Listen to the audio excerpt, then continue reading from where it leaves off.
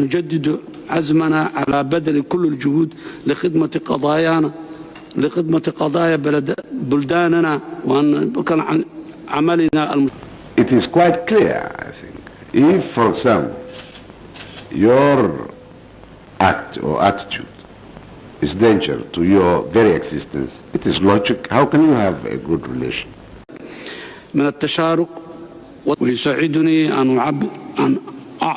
أن أعبر عن خالص الشكر والفخامة والسمو ملوك ورؤساء الدول، ونأمل أن ندخل في غضون عام من الآن للصومال خال من حركة الشباب الإرهابية. So we were saying to our friends Soviet Union to consider their activities in the area, particularly in Ethiopia. It is posing dangerous to the very existence of Somalia. So to think it over.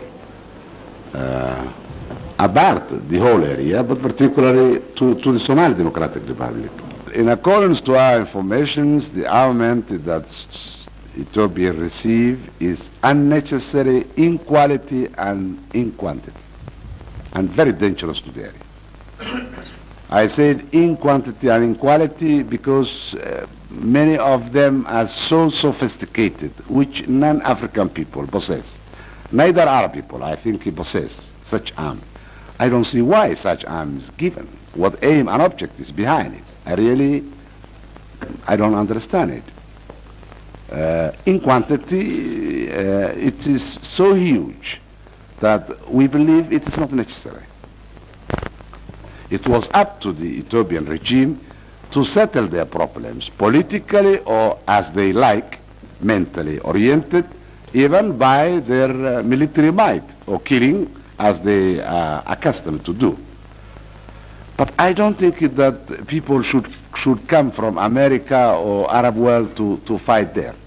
We don't think. What is the need of that? بما يعزز أمننا ولاية قوة اتحاد. God have mercy upon us.